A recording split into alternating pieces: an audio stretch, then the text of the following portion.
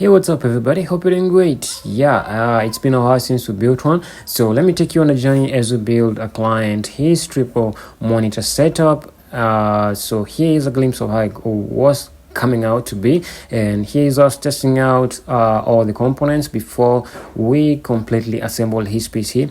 He went with an 850 watts of power supply, as you can see right there, powering the i9 12900 with an RTX 5060 Ti, as you can see right there. A very nice looking graphics card from Asus.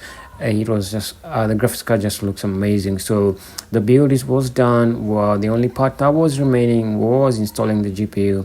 Right there is the unboxing. It was a brand new GPU, and there it is.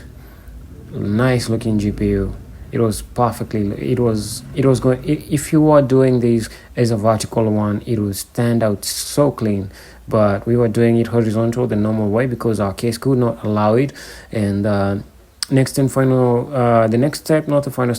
step was we was to install it and start running drivers, so that the LCD screen right there, also of the air cooler, it has some specific drivers that you're supposed to install so that it can detect the temps of the GPU and the CPU, so that it can display them on the screen right there, as you're going to be seeing in a short while. So everything was done, the drivers were in, Windows 11 was installed, and then the final step, as you can see right there, the temps are there, they're visible, the performance usage. And the next step was to run FAMAC, so that we also checked on the temps of the case as well, the air cooling and everything, because we did reverse intake at the bottom and one exhaust right there at the rear, and two exhausts right there. So the next step was to drive all the way to the client's office, and we arrived.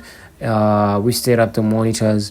This was not the original setup the client had in mind. I did not have the monitor to do exactly what he had, but stick around for the video so that you can see the outcome and the final results that he wanted.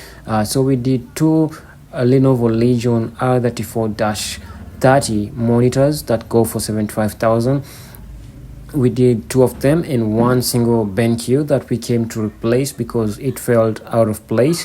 The BenQ was a 27-inch. It felt out of place because it became too big as a vertical monitor, and it had a grayish kind of accent at the bottom panel, so that we had to change as well. So we had to come back the next day. There is a keyboard, is a HP mechanical, so we had to come back the next day. We replaced that BenQ monitor with this Samsung. The 24-inch I felt came out great, and the owner also felt the same way.